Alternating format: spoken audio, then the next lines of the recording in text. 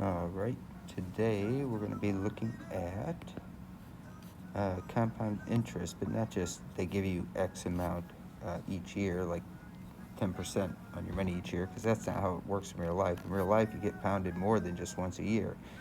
At the end of X amount of time, they will add your interest on. So this formula right here, very similar to our last formula, except instead of just rate, they have rate divided by n. So P now we're calling principal instead of original amount, because we're talking about putting your money into some sort of savings vehicle. So P is the initial amount you put into the bank or put into the stock market. Then we do 1 plus, and your growth rate here as a decimal, you have to divide it by n, where n is how many times they're going to calculate your interest in a year. And we'll look at some of the words they use to indicate. So they could do it daily, for example, which would be 365 times a year. They could do it every month, so that'd be 12 times per year. They could do it once a year, in which case n would just be 1, and would be at our original equation, because r over 1 is just r, and 1 times t would just be t. Okay, so the n just accounts for if we are compounding it more than just once a year. So let's go ahead and apply this formula now. So you are going to deposit $1,000 in an account that pays 10% interest. What's your balance after 10 years? So our principal, that's how much money you're putting in. You're putting in $1,000. Your rate is 10%, but we have to write that as a decimal, so 0.10. Interest is compounded yearly, so n is just 1 time a year. We're going to find that out, and the time is 10 years. So there is everything we need to know to write the equation out. So the amount we'll end up with is our principal times, let's go ahead and hide a little bit of this stuff. There we go. Times 1 plus, there we go, our rate, 0.10 divided by m, which is just 1, raised to the 1 times t, but t is 10 years. So 1,000 times, this is just going to come out to 1.1 to the 10 power. And so then we just grab our calculator. So 1.1 first, then raise it to the 10th power, get an answer for that, and then take it times 1,000. So after 10 years, your $1,000 will have grown to $2,593.74. So let's do the same thing with our $100 here. Okay, but this time we're going to compound it differently. Rather than once a year, we're going to compound it monthly. So our principal again is $1,000. Our rate is still 10%. N is now it's compounded monthly, so that's 12 times a year. The amount is what we are looking for, and the time again is 10 years. So let's substitute into our formula here.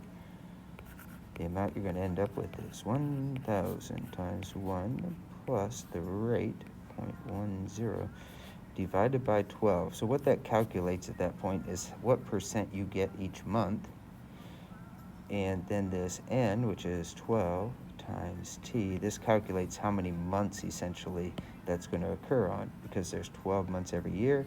Take it times 10 years, that's 120 times that you're going to get whatever this 0.1 divided by 12 comes out to be. Okay, so I'm going to figure out what that comes out to be here. 0.10 divided by 12. And so it looks like 0.0083.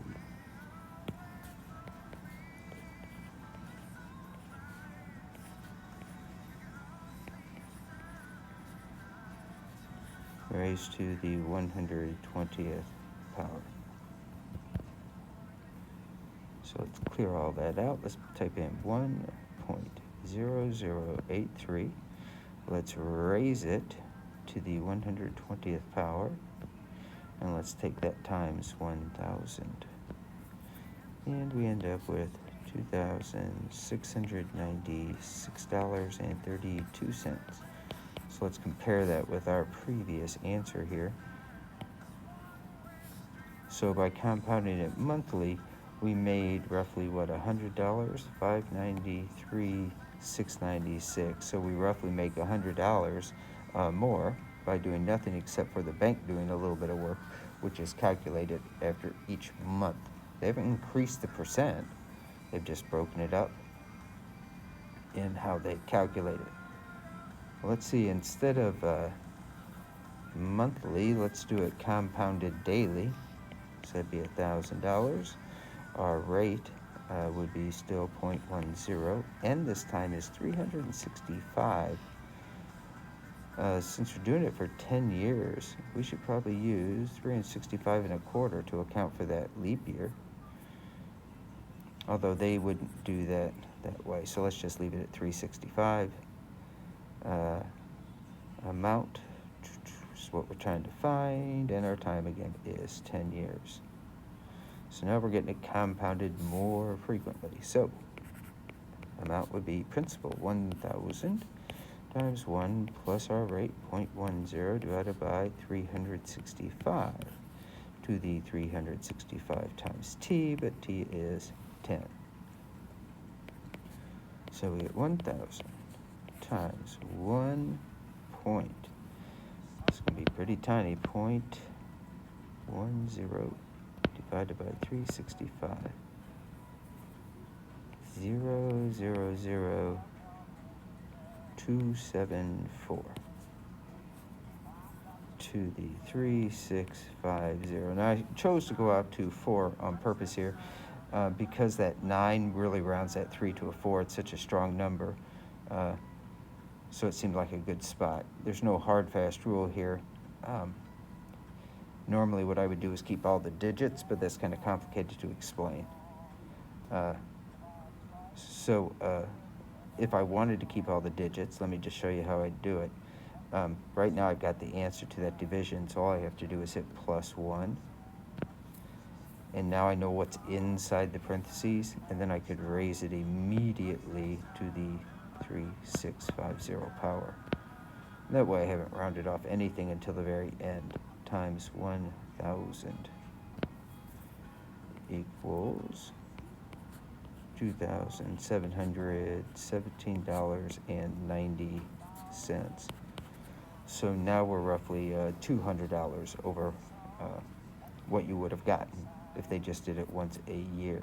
So you can see it does add up. The more frequently they compound it, the more money you end up making. So you'd want to invest someplace or put your money someplace where they compound frequently. And we'll talk about that coming up here. How fine or how frequently can we get them to add interest on, because the more they do it, the more money we end up ultimately making. Okay, I do want to try this one more time with my rounded number just to compare. So now I'm going to calculate it again, but I'm going to use this rounded value instead of using the whole thing. So 1.000274, and I'll raise that to the 3650. Take that times 1,000 and 2718.18. So when I rounded it, remember I rounded up here, and so it does give me a little bit more money if that's what they chose to do. But either way, we're off by 28 cents or so. Alrighty, that should do it.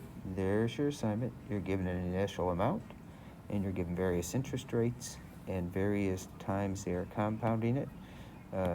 So your n compounded quarterly, be careful here, where it says, where'd my highlighter go? There we are. Compounded quarterly, that means 4 times a year. Okay, so that's every 3 months they would do it, but what's important is 4 times a year, so n is 4 for a problem like that. Compounded monthly, we talked about that. Daily, we talked about that. Compounded monthly, we've talked about.